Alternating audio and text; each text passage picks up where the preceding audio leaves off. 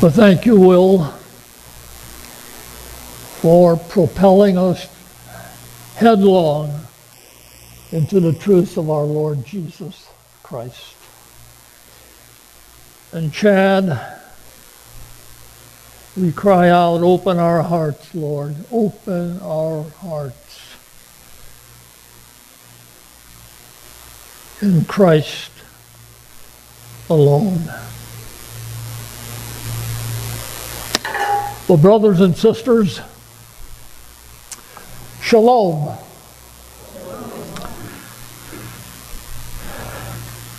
Heavenly Father, Lord Jesus, Holy Spirit, no matter the ethnic environment of each child that is born on this planet, we all need hope and faith found only in your truth. And this morning, our human condition, like every morning, cries out for help. And may the power of your word bring us understanding. And we ask this in Jesus' precious name. Amen.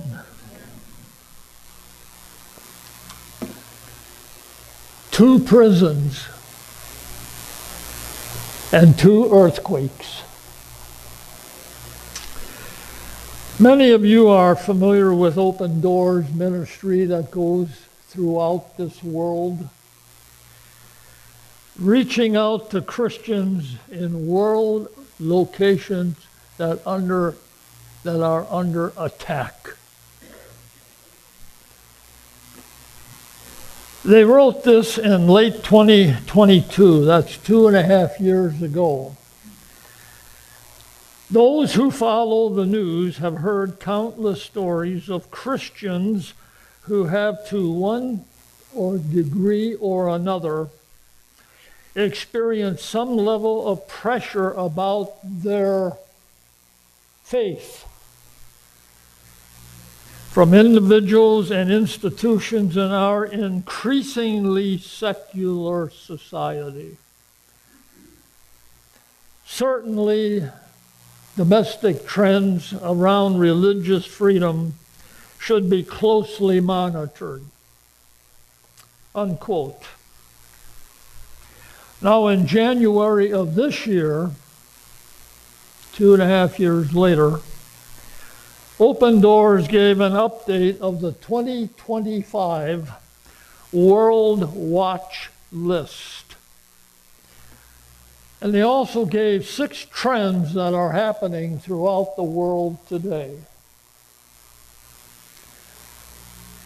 Trend number 1, tightly controlled, powerful, autocratic states and countries suffered from instability due to weak governments or civil war. And these states and countries saw rises in violence. Sound familiar? Second, through the years, the World Watch List has documented that the world's largest Christian population happens to be Africa, is widely afflicted by targeted violence.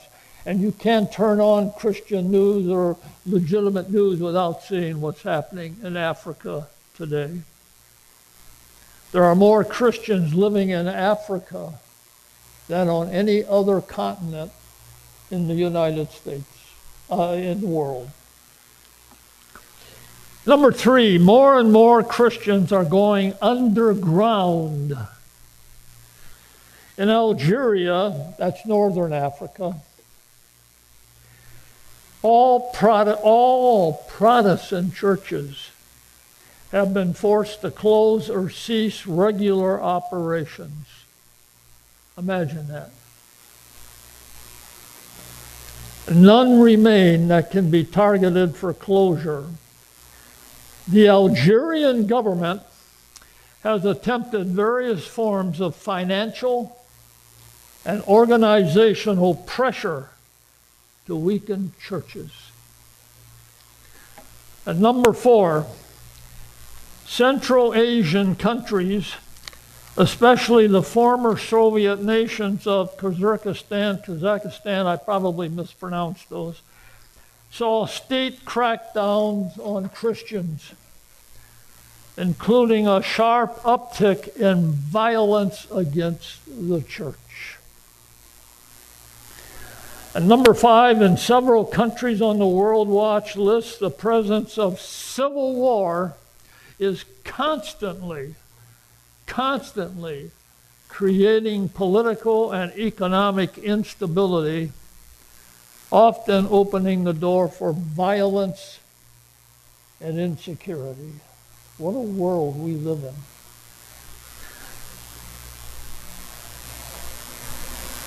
Number 6, Mexico, our southern border, is the highest violence score among all Latin American countries on the World Watch list. And the last time Mexico ranked this high was 2005. That's 20 years ago. And last year, 2024, was a more violent year in Mexico. They held elections. The violence was not directed specifically at Christians, but it intensified already dangerous conditions for the church. Now, here are some open doors observations. Christian church leaders and Christian organizations are often targets of organized crime, drug cartels, especially when Christians attempt to broker peace or provide assistance to victims of violence and intimidation.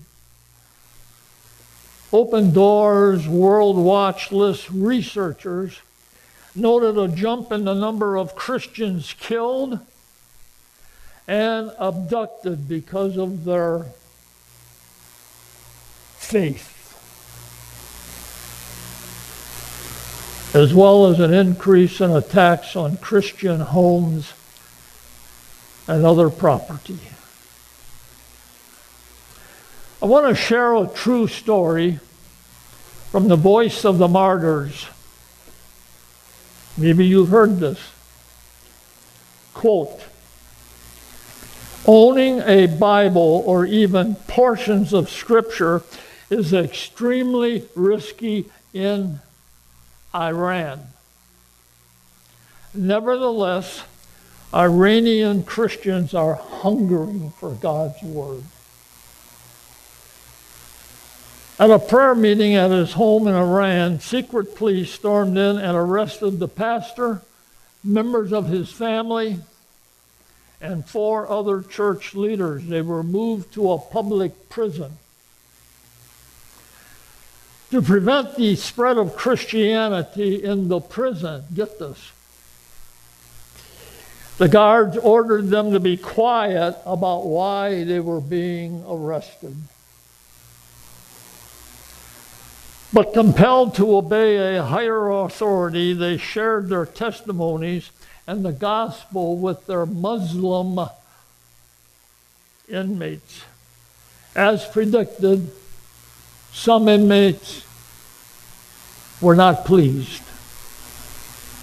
Their Muslim inmates responded with threats, but some showed sincere interest.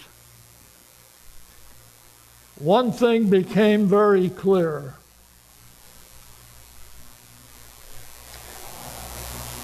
They needed more Bibles.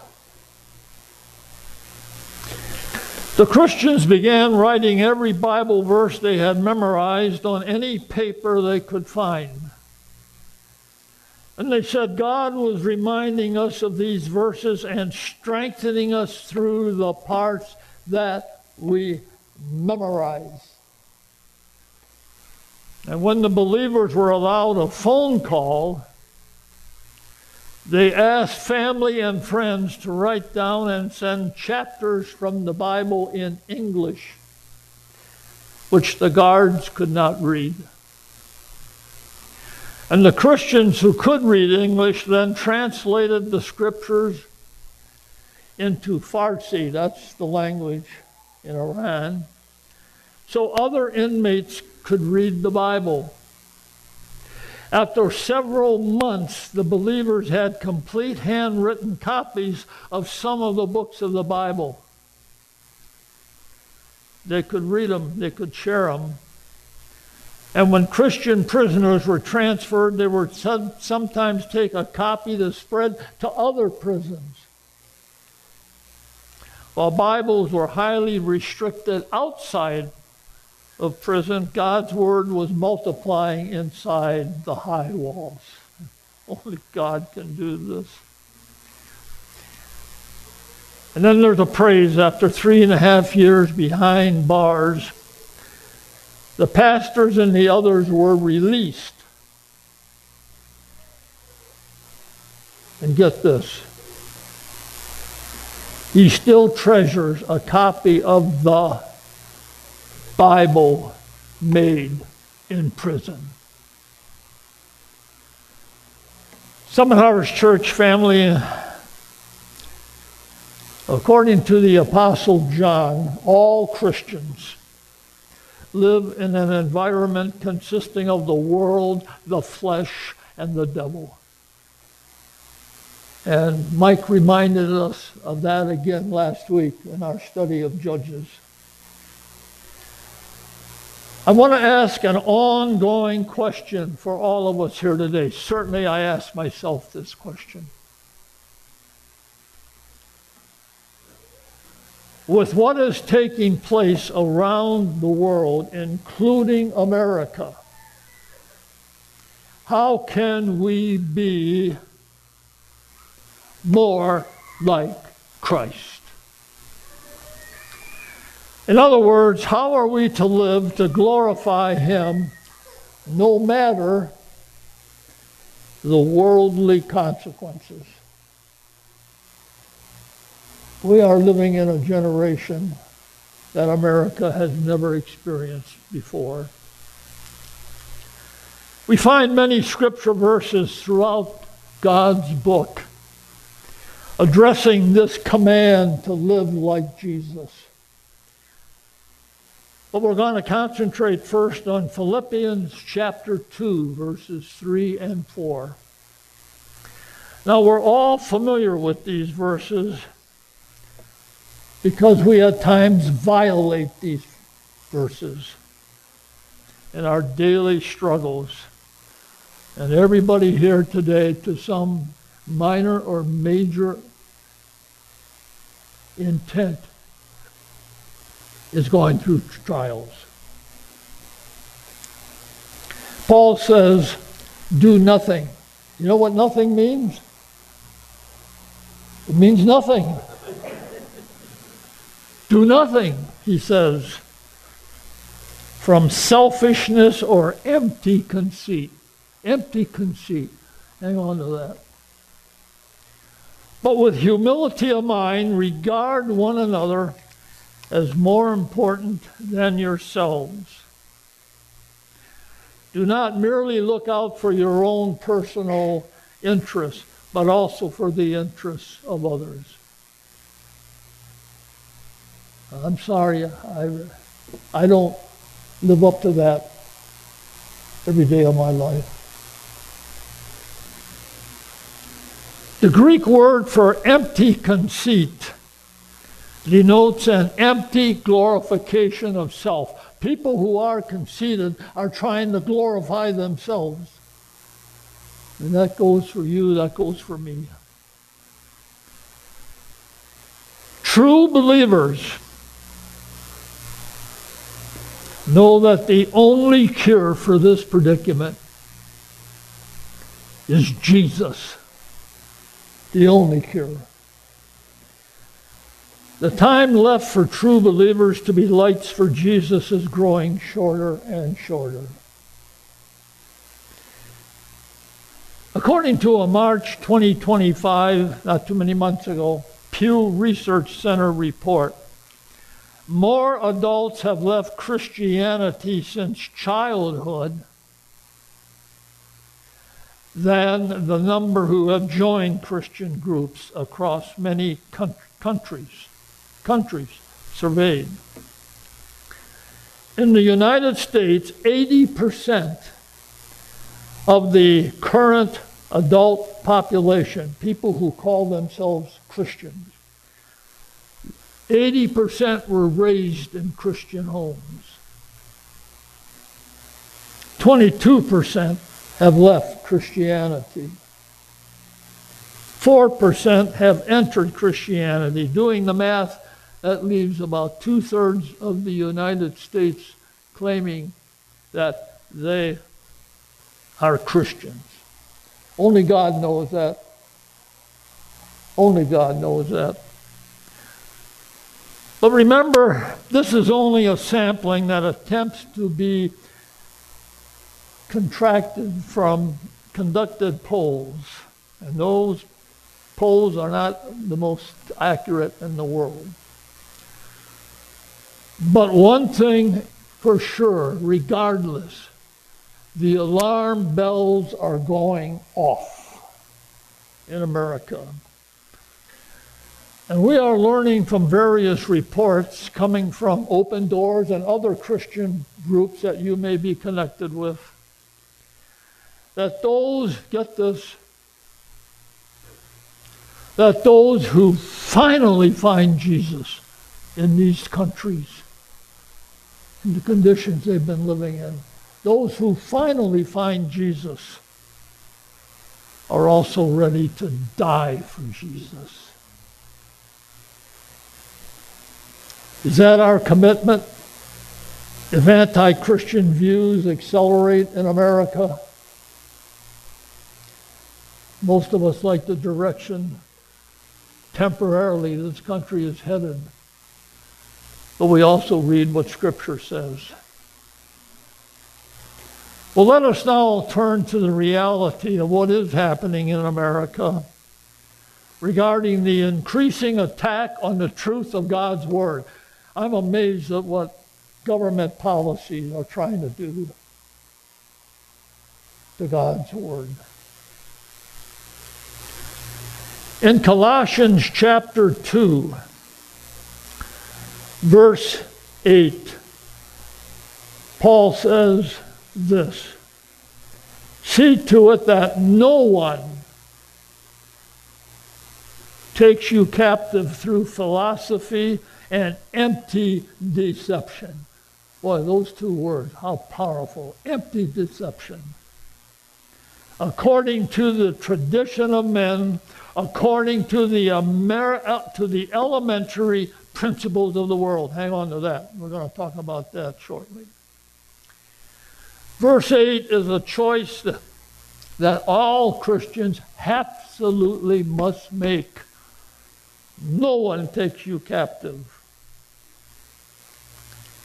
In verse 9, "For in him all the fullness of deity," the King James calls that the Godhead. That's a beautiful substitution. "For in Christ all the fullness of the Godhead dwells in bodily form." And verse 10, "And in him you have been made complete. And he is the head over all of rule and all authority."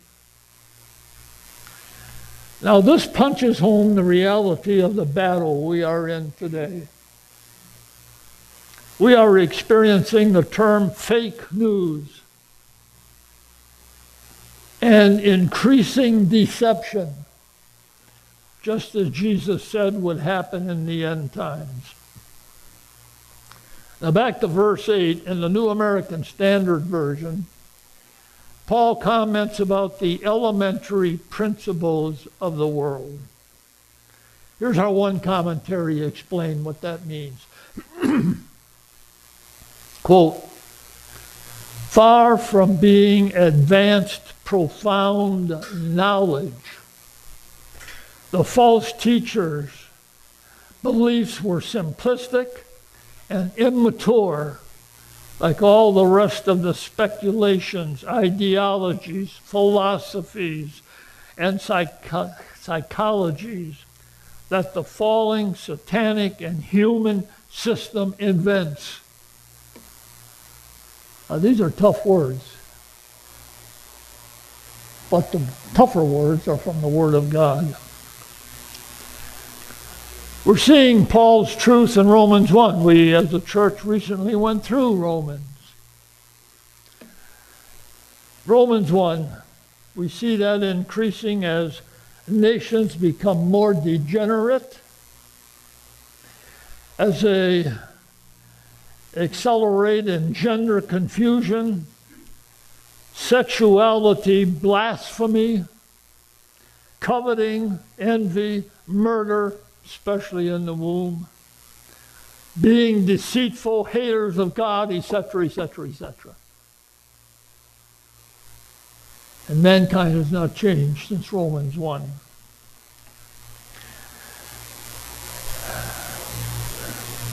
Brothers and sisters, you may have heard the sales quip, "This isn't your father's Oldsmobile," back in the 80s. Oldsmobile wanted to show that Oldsmobile was now really big time. They said, "This isn't your father's Oldsmobile," trying to get them back into the showroom. After 10 more years went by, Oldsmobile autos were no more. At one time, I drove an Oldsmobile. They were pretty nice cars to old people like myself. It seemed there was more integrity in past generational values than had been realized. Now, we cannot compare that car scenario with the Romans 1 reality of men trying to change God's design for human nature. And that's what's been happening. But one thing is certain. God's design for man will live forever. Man's design for man will only result in death, desolation, and the disappearance of joy and hope. Brothers and sisters, let me extrapolate further the message we began earlier this morning. There are physical jails and there are man's self-made jails. Now recall that in Acts 16, verse 24, and we went through this as a church here not too long ago, the book of Acts. In the city of Philippi, Paul and Silas were put in prison. And they had removed a demonic spirit from a captive girl who was bringing in money for her greedy handlers. She could no longer, however, solicit money for her predictions of the future because Paul and Silas drove that evil spirit out of her. So picking up the story now in Acts 16, verse 25. But about midnight, Paul and Silas were praying and singing hymns of praise to God. And the prisoners were listening to them. Now notice, they had spent the day being hammered, beaten. They were probably bloody. They were tired. It was midnight. They had their arms in a stock. Their feet were in a stock, spread wide apart to increase the pain. What a day. And through it all, at midnight, they were singing hymns of praise and praying. And guess what? The prisoners saw this. Talk about a church service. And suddenly there came a great earthquake, so that the foundations of the prison house were shaken.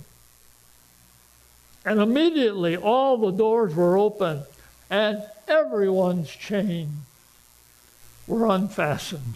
Can you picture that? I can't. I believe it. But what power? What discreet power. When the jailer awoke and saw the prison doors open, he drew his sword and was about to kill himself, supposing that the prisoners had escaped. But Paul cried out with a loud voice, saying, "Do not harm yourself, for we are all here." And the jailer called for light. Torches came in. They rushed in and they were trembling with fear. And the jailer fell down before Paul and Silas. And after he brought them out, he said, and this is one of the most important questions that could ever be asked, "Sir, what must I do to be saved?" And they said, here it comes, "Believe in the Lord Jesus and you will be saved, you and your household." Compare the first century Philippi physical earthquake that we just talked about to Iran's 21st century spiritual earthquake that we began with. The Voice of the Ministries gave that to us. Let me just say this, beloved.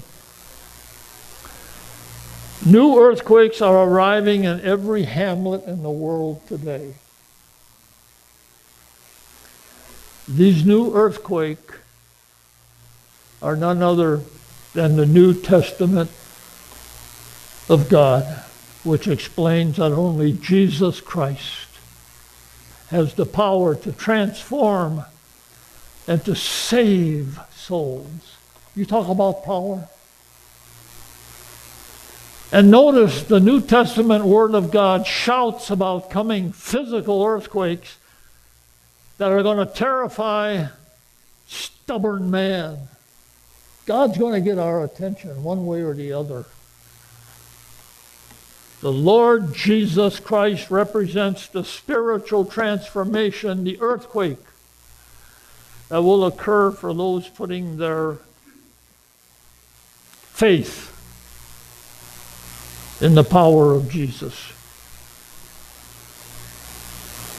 Beloved, time is evaporating for pointing people to the way out of the jails they find themselves in.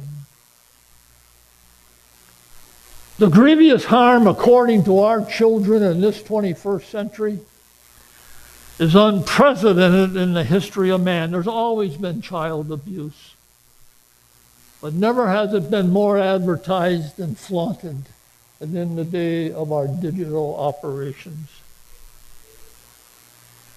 Satan has always been a vicious liar, determined since day one to injure and destroy man and his families. That's the world we're living in. Time is evaporating for pointing people to the way out of the jails they find themselves in. This harm, according to our children in this 21st century, is unprecedented in the history of man. Obviously, Satan has always been a vicious liar from day one in the garden.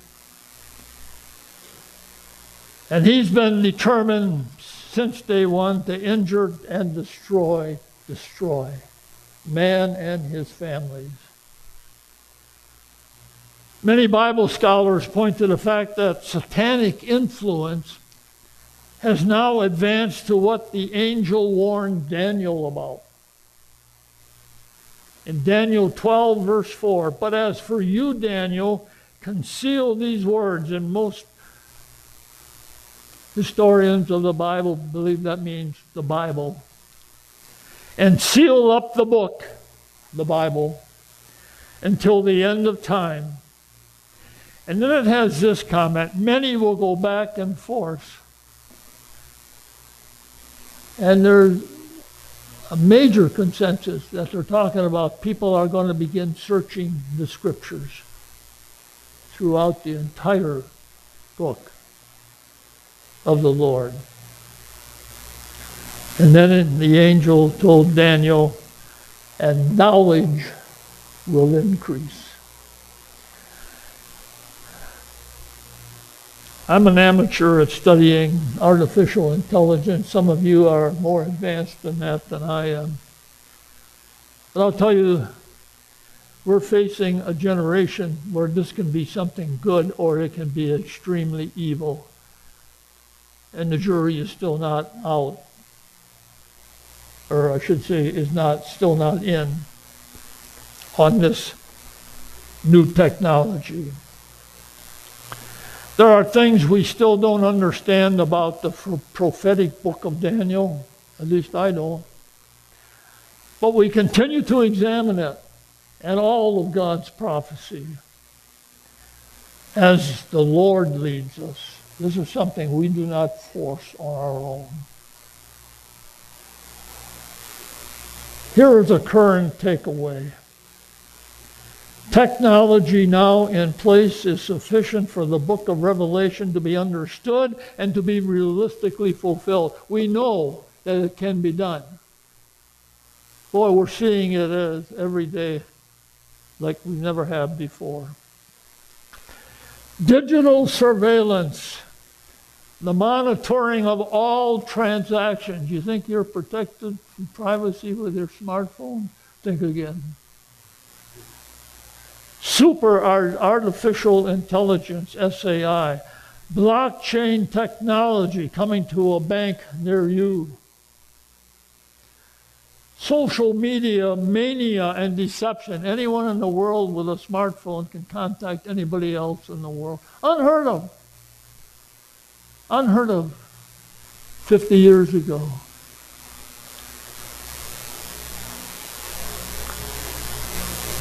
Beloved, the Bible is the wake-up call being transmitted to any unbelieving soul, and there's so many today, that live in denial of Jesus Christ, who He is, what He did.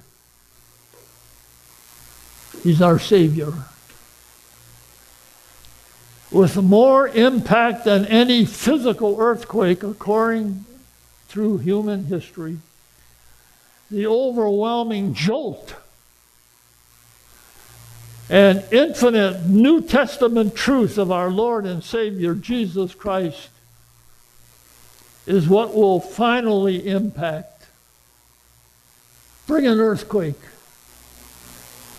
to that son or daughter, that grandchild, that marriage partner, that workplace friend, that neighbor, that one you have been praying for in a false religion, whomever God puts in your path.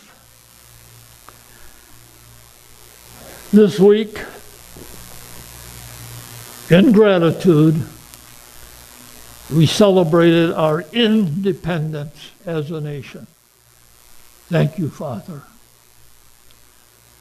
But every day, we celebrate our dependence on our Savior. So we're going to close with the third stanza from the beloved battle hymn of the Republic. He has sounded forth the trumpet that shall never call retreat. He is sifting out the hearts of all before His judgment seat. Oh, be swift, my soul, to answer Him. Be jubilant, my feet. Our God is marching on. Lord Jesus, only You can unlock our physical and emotional jails that encompass all of us at times. Whether it is current challenges or as we anticipate what is ahead for mankind, we continually need the earthquake of your penetrating word to redirect our hearts and our intellect towards unshakable faith in your eternal sacrifice on that cross to save your children. Lord Jesus, come quickly. Amen.